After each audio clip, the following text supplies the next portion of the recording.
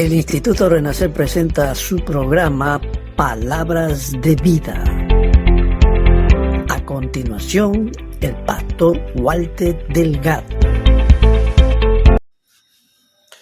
Hola amigos, ¿qué tal? ¿Cómo están? Dios les bendiga. Bienvenidos a nuestro programa Palabras de Vida. En esta oportunidad, continuando con el estudio que estamos haciendo del libro de Apocalipsis, vamos a entrar al capítulo 20, versículos 4 al versículo 6. Apocalipsis 20, versículo 4 al versículo 6, que dice: Entonces vi tronos donde se sentaron los que recibieron autoridad para juzgar.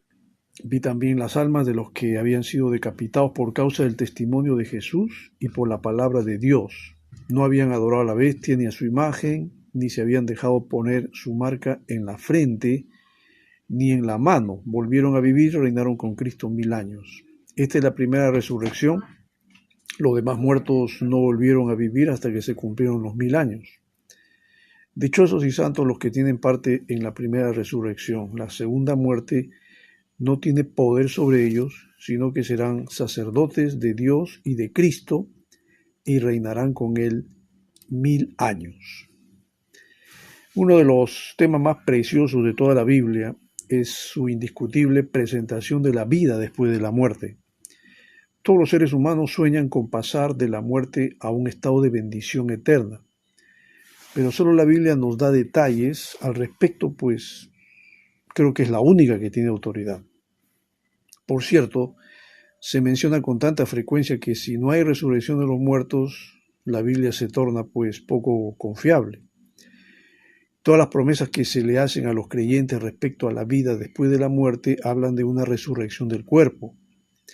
La expresión la resurrección de entre los muertos se encuentra 49 veces en las Escrituras. En el pasaje que hemos leído, de Apocalipsis 24 al 6, es el único pasaje que describe la resurrección de los creyentes. Es importante comprender que así como existen dos fases en la segunda venida de Cristo, uno es el rapto de la iglesia y la segunda es la gloriosa venida, pues así también existen tres fases en la resurrección de los creyentes.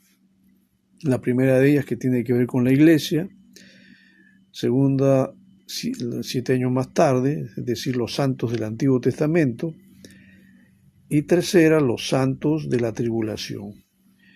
Bueno, en realidad el apóstol Juan, que escribe Apocalipsis, Juan funde a estas tres fases en una, cuando dice dichosos y santos los que tienen parte en la primera resurrección.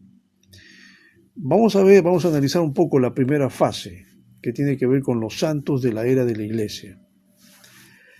Los santos de la era de la iglesia resucitarán en la primera fase de la primera resurrección, como se delinea en 1 Tesalonicenses 4:13 al 18, donde dice: tampoco queremos, hermanos, Pablo dice acá, tampoco queremos, hermanos, que ignoréis acerca de los que duermen, para que no os entristezcáis como los otros que no tienen esperanza. Porque si creemos que Jesús murió y resucitó, así también traerá Dios con Jesús a los que durmieron en él. Por lo cual os decimos esto en palabra del Señor, que nosotros que vivimos, que habremos quedado hasta la venida del Señor, no precederemos a los que durmieron. Porque el Señor mismo, con voz de mando, con voz de arcángel y con trompeta de Dios, descenderá del cielo, y los muertos en Cristo resucitarán primero. Luego nosotros los que vivimos, los que hayamos quedado, seremos arrebatados juntamente con ellos en las nubes, para recibir al Señor en el aire, y así estaremos siempre con el Señor. Por tanto, alentaos los unos a los otros con estas palabras. Este pasaje describe el rapto de la iglesia, cuando todos los cristianos resucitarán. Esta resurrección, de acuerdo a Pablo, abarcará solo a los muertos en Cristo y a aquellos que han muerto en unión con Él. Por lo tanto, quedará limitada a la era de la iglesia. Como el rapto abarcará solo a los creyentes que nacieron de nuevo, pues no incluirá a los santos del Antiguo Testamento. Y de estos podemos hablar ya pues en lo que concierne a la segunda fase, los santos del Antiguo Testamento. Hay un estudioso del libro Apocalipsis, el doctor Walvoord. Él destaca que el Antiguo Testamento parece situar la resurrección de Israel después de la tribulación. En Daniel 12, después de la descripción de la tribulación en los capítulos anteriores, se le promete la liberación de Israel cuando termine ese periodo. Si leemos Daniel 12, 1 y 2, que dice: en aquel tiempo se levantará Miguel, el gran príncipe que está de parte de los hijos de tu pueblo, y será tiempo de angustia cual nunca fue desde que hubo gente hasta entonces. Pero en aquel tiempo será libertado tu pueblo, todos los que se hallen escritos en el libro, y muchos de los que duermen en el polvo de la tierra serán despertados, unos para vida eterna y otros para vergüenza y confusión perpetua. La sugerencia de que Israel resucitará antes que los santos de la tribulación resulta de la comparación que se puede hacer de Apocalipsis 19, 7 al 9 con el Salmo 50, versículo 1 al 6. En la cena de las bodas del Cordero, Israel asistirá como los amigos del novio, tomando la figura de Juan Bautista cuando él se hizo llamar a sí mismo como el amigo del novio. Bueno, Israel participará porque ellos obviamente no han conocido a Cristo, pero muchos de los judíos que murieron antes de conocer a Cristo, pues murieron y se salvaron porque cumplieron con las demandas de la ley. Obviamente que no podemos decir que la han cumplido pues a cabalidad, pero sin duda que han mostrado el temor de Dios y han llevado una vida de fidelidad y obediencia a Él. Pues ellos también participarán de esta cena de las bodas, pero como dije, como los amigos. En la cena de las bodas del Cordero, Israel asistirá como amigo del novio. Como la cena de bodas tendrá lugar antes de la gloriosa venida, podemos suponer que Israel resucitará antes de la gloriosa venida, mientras que los demás de la tribulación resucitarán durante o en la gloriosa venida. Esto nos lleva justamente a la tercera fase, que vienen a ser los santos de la tribulación. Apocalipsis 6, 9 al 11 presenta un cuadro de los santos de la tribulación que murieron como mártires por el testimonio del Cordero, esperando la resurrección. Y se les dijo que esperaran un poco más hasta que se completara el número de sus consiervos y hermanos. Así dice el pasaje. Sin duda, esto se refiere al final del período de la tribulación, cuando Cristo venga en su gloria para establecer su reino milenial. Y los santos de la tribulación, pues allí van a resucitar. Apocalipsis 24 dice: y vi tronos, y se sentaron sobre ellos los que recibieron facultad de juzgar, y vi las almas de los decapitados por causa del testimonio de Jesús y por la palabra de Dios, los que no habían adorado a la bestia ni a su imagen, y que no recibieron la marca en sus frentes ni en sus manos, y vivieron y reinaron con Cristo 1000 años. Para poder vivir, los santos de la tribulación deben resucitar. Es evidente que esto tendrá lugar mientras el ángel ata al diablo, antes del comienzo del milenio, o algunos creen durante el mismo. La Biblia dice en Apocalipsis 26 justamente lo que, leímos hace un momento: dichosos y santos los que tienen parte en la primera resurrección. La segunda muerte no tiene poder sobre ellos, sino que serán sacerdotes de Dios y de Cristo y reinarán con Él 1000 años. Este texto describe el estado eterno de aquel que toma parte en la primera resurrección y se le llama dichoso y santo. Dichoso es sinónimo de feliz, como esta felicidad es producto de la bendición de Dios, pues está ligada a la santidad. Entonces, todos los que participan de esta primera resurrección, ya sean ya sea la iglesia, que va a ser raptada, los santos del Antiguo Testamento y los que morirán en el tiempo del Anticristo, los santos de la tribulación, pues todos ellos van a resucitar. Van a resucitar antes que empiece el milenio, sin duda, y van a participar también de las bodas del Cordero. A veces no vamos a encontrar esta forma de definirlos así, o como mencioné hace un momento, en 3 fases, sino que preferimos a todos meterlos en una sola y decir que todos estos van a resucitar y van a formar parte de las bodas del Cordero, que eso sí, sin duda va a suceder. Pero todos estos van a resucitar en lo que se llama la primera resurrección.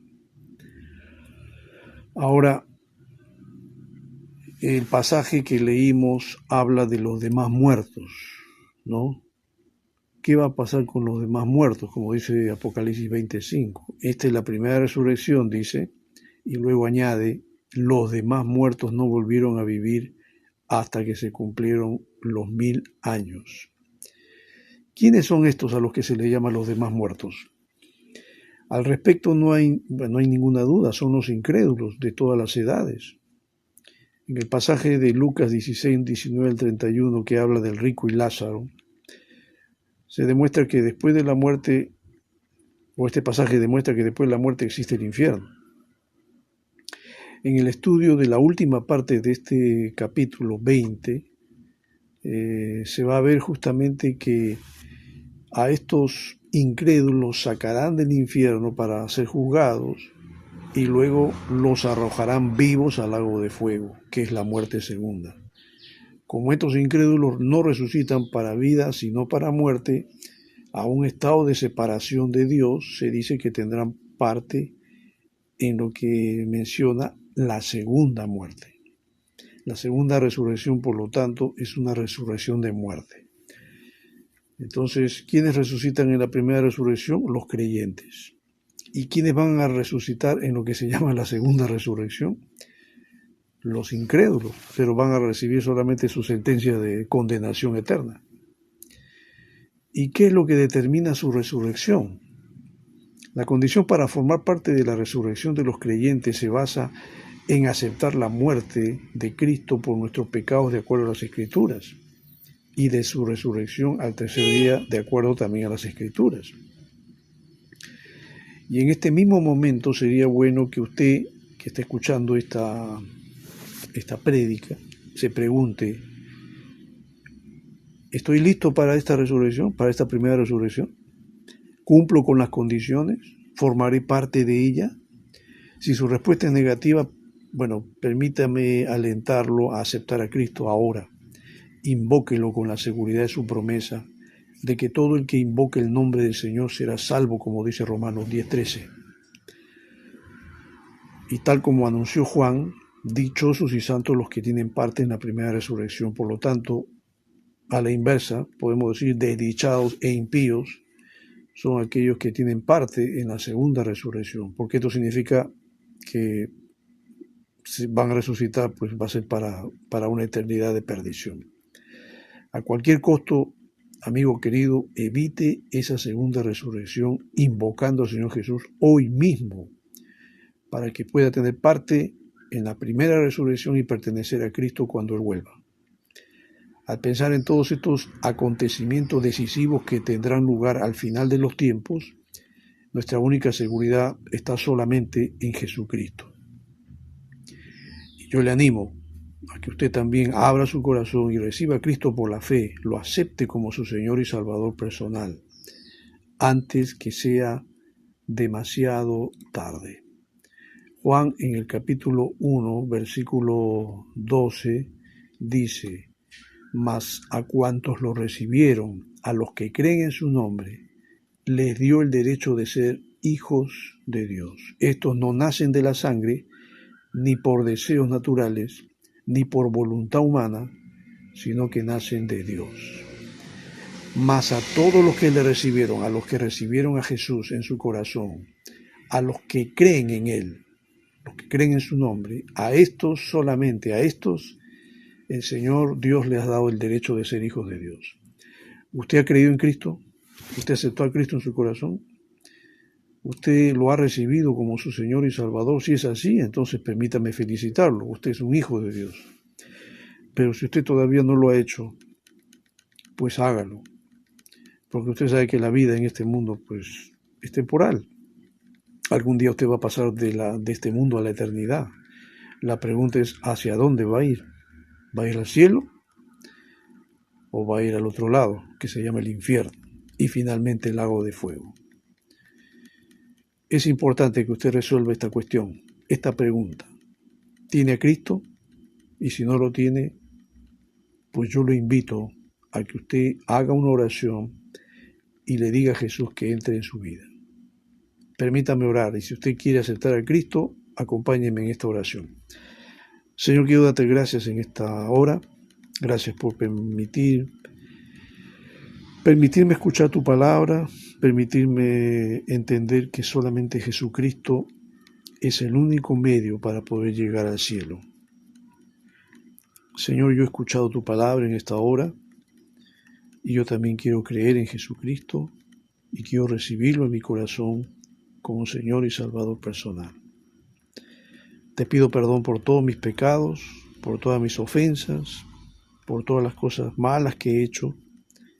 Me arrepiento de todo ello y yo quiero cambiar y quiero ser un hombre nuevo y quiero ser una nueva criatura como dice tu palabra. Y esto solamente será posible cuando Cristo entre en mi corazón. Lo acepto como mi Señor y Salvador, creo en Jesucristo y ayúdame a seguir adelante siempre en comunión contigo, hasta el día cuando tú me llames a tu presencia. Gracias, Señor. Te doy la gloria y la honra a ti, en el nombre de Cristo Jesús. Amén. Si usted hizo esta oración conmigo, lo felicito. Usted también ha vuelto a nacer, es una nueva criatura, es un hijo de Dios. Si usted desea alguna consejería y podamos dialogar, conversar con respecto a esta decisión, no tenga duda de poder escribirme al pie de esta prédica, enviarme un mensaje que yo estaré dichoso de poder atenderlo, conversar con usted y animarlo a que siga adelante en esta importante decisión que ha hecho de aceptar a Cristo en su corazón. Mi nombre es Walter Delgado y estamos en contacto en una próxima oportunidad.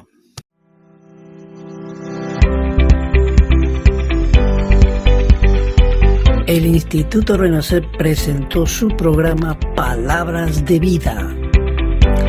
Esperamos que este programa haya sido de bendición para tu vida. Nos vemos en una próxima edición.